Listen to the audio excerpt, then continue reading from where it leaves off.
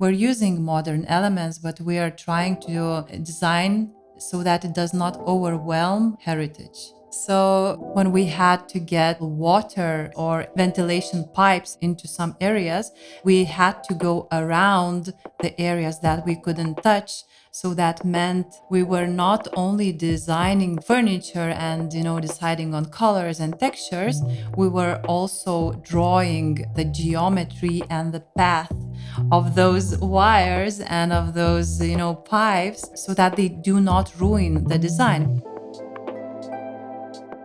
This is Travel by Design, where we chat with the visionaries behind the world's most extraordinary hotels. I'm your host, Hamish Kilburn, professional hotel reviewer and the editor of Hotel Designs. Today, our destination is Bucharest, the capital of Romania. It's a colourful, vibrant city with an annual flower festival, excursions to the breathtaking countryside, and a kaleidoscopic diversity of architecture. The buildings here tell the stories of generations, and my guest for today is Indre Sangus, who helped turn one of the most historic buildings in the city into the Marmorosch Bucharest, an autograph collection hotel. I am representing Yes Design, and I'm leading architect. We keep growing, and as we see now, we are already going international, so that's very good. Indre's team restored the Marmorosch-Blank Bank Palace, a heritage building originally constructed in 1912. The bank sits at the heart of Old Town Bucharest, and it looks very much like a palace. Towering corners and elegant arches frame the facade, and there's a glowing gold trim around the front entrance. Because this building was a protected national monument, with intricate woodwork, stained glass, and marble tiling, which couldn't be disturbed, Indre took on challenge after challenge to build a fully functioning hotel inside. But before we talked about how she overcame those challenges, I asked her a question regarding bank buildings that I'd always wondered about. Old banks, they make for wonderful hotels. Have you noticed this before? Definitely. Most of the spaces that were in the bank, they still serve almost the same function. Okay, it's not about the going to the bank and taking out or putting in your money, but still it's public space. It still has lobby. It still has meeting rooms. It still has small offices. In terms of layout, yes, we added more rooms, but the public spaces that were the main areas in the bank as well still remained.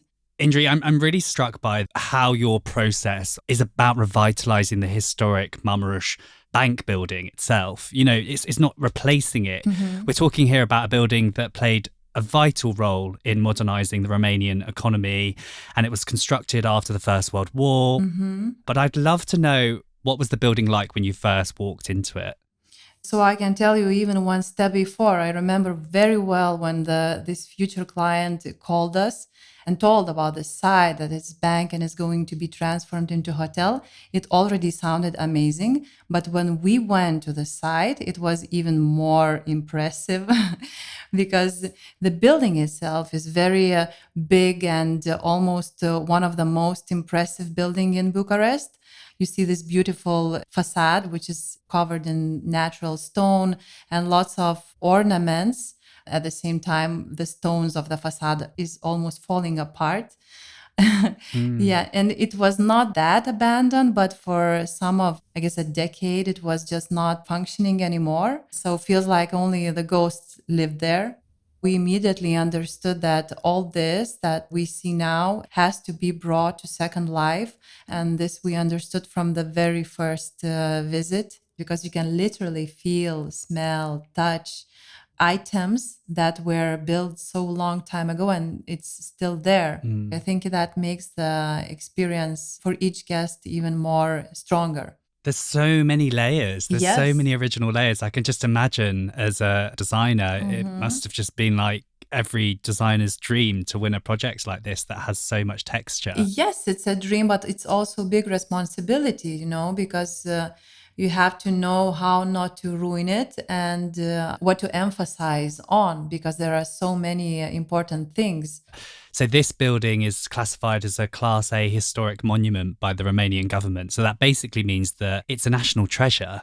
I just want to really understand, why were they so important to keep intact?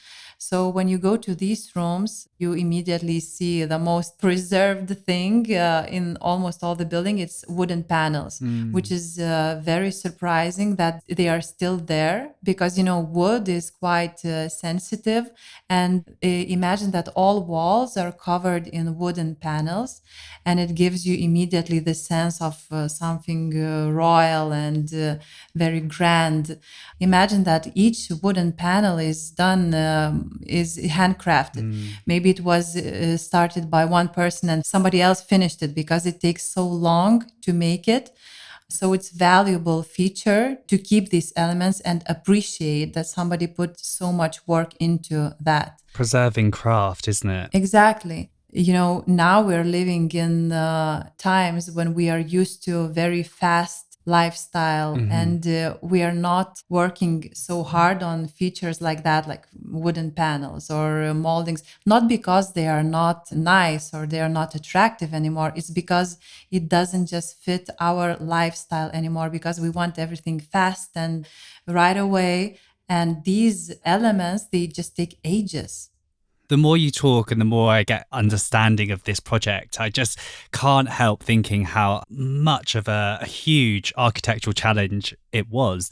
If you're trying to keep so much of the original flooring and the original walls, for example, if preservation in this case means the look and feel of the whole interior has to stay the way it was 100 years ago, then I don't really have any idea how you would then go about installing things like new wiring into the walls and putting new plumbing in and getting air conditioning in so that it is suitable for customer experience and not just look and feel, as you've mentioned, with the old and the new and the contemporary elements that are so sort of sensitively blended in. Yes, it's almost like a separate project.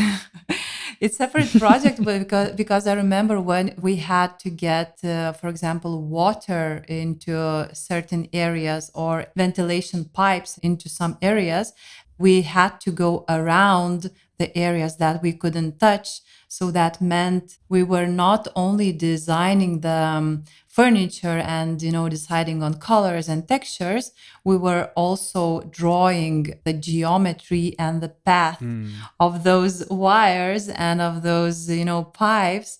But it was labyrinth, I could say. It was literally a labyrinth, so that they do not ruin the design. Yeah. We had this lobby bar, and we had this authentic marble flooring, which we couldn't even touch it because it was just too difficult to reassemble. So to get water into lobby bar, we had to build the form and the shape of the bar, not how we wanted it to be or how it was fitting best in the space, but based on the geometry of this water pipe. So the solution was to use the furniture as a path for these pipes, although nobody can see it now. Wait a minute. So I'm looking at a photograph of the lobby bar right now. So you're telling me the pipe work is hidden inside the furniture. And is that the same for the lobby bar itself? Yes, yes. Now, when you see the final, result, you will not even identify things like that. But at that time, it was really a big challenge. When you mention challenges with pipes for water, I mean, I have spoken to hundreds of architects and designers who have worked on heritage buildings, and they all have the same problems. Definitely, it's not different story here. We also had challenges with bathrooms.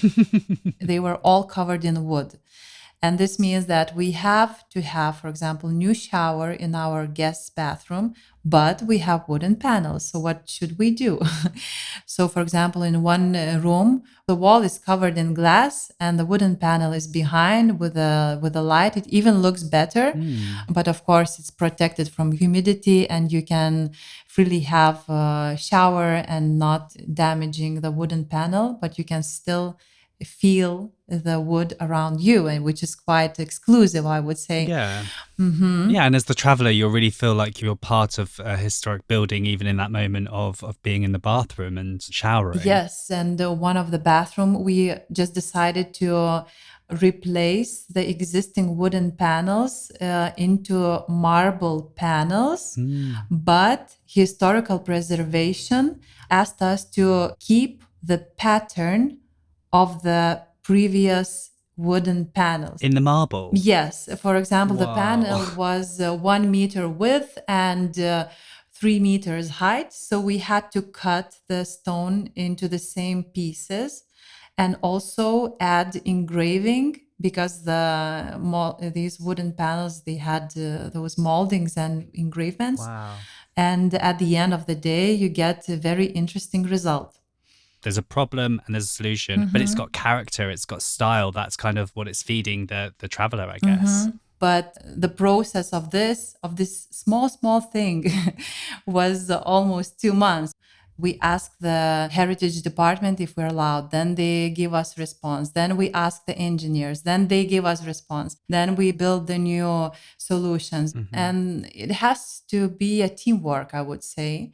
And in this case, everybody were taking care of this building as if it's their home, I guess you have to, though. Yes. We did something that we had to do because now everybody can experience this amazing architectures, this amazing building, amazing interiors.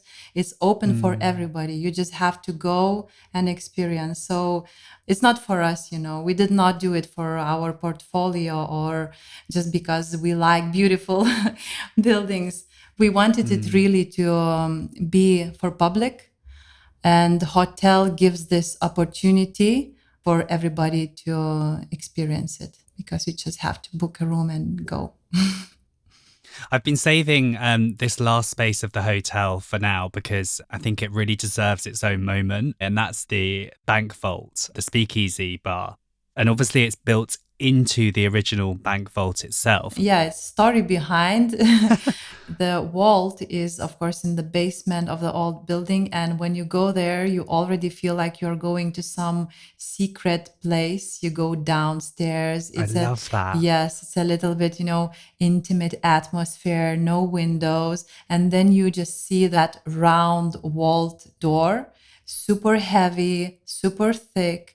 And you still have that handle that you have to push in order to open these doors. Yeah. Anyone who's visiting Bucharest needs to experience descending into literal 2-story bank vault. The walls are completely covered with deposit boxes. But what I love about it is that you've also kind of added a faded gold matte finish that really catches the light with a little glow. I've been to speakeasies before, but this is something else. This is something else, and it's very rare. Quite a tiny space, I would say. But what makes it infinite is these deposit boxes that you mentioned. Everywhere you can see the deposit boxes.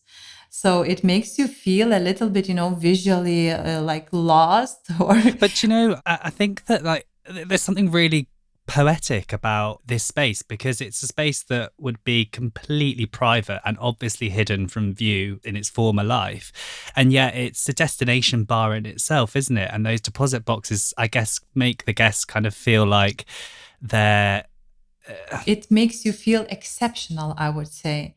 We even found the old keys of these deposit boxes.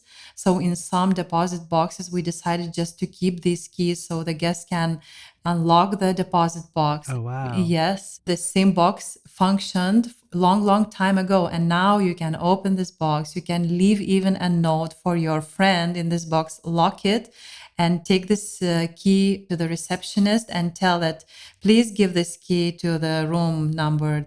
And he will find my letter there. And it's like finding a treasure. Oh, I love that. It's exceptional. Indre, thanks so much for joining me today. I really appreciate how diving into this restoration process of a heritage building, it really reveals so much history, but also so much new life for a building as well, and the potential to create new experiences. And it being at the heart of Bucharest, I know many memories will be made by the people visiting the hotel. Thank you so much for exploring this building with us, and I can't wait to experience it myself. I'm definitely going to leave a note in the deposit box for you. Thank you so much. Thank you. Travel by Design is a podcast by Marriott Bonvoy Traveller, the online travel magazine where you'll find more inspiring hotel design stories. If you're curious about the craft of hotel design, then check out marriottbonvoy.com/travelbydesign. And if you want to go behind the scenes of my travel experiences across the world, then follow me on Instagram @HotelTravelEditor. This episode was produced by Narratively Creative. Our senior producer is James Boo. Our associate producers are Nidhi Shastri and Greta Stromquist. Story edits by Priscilla Alabi, sound design by James Boo, and audio engineering by Dorian Love. Our Marriott Bonvoy Traveller producers are Valerie Connors and Robin Benefield. Special thanks to Indre Sangus for speaking with me about her work. I'm your host, Hamish Kilburn. Don't forget to subscribe to Travel by Design in your podcast app and tune in next time to hear more design stories behind the world's most extraordinary hotels.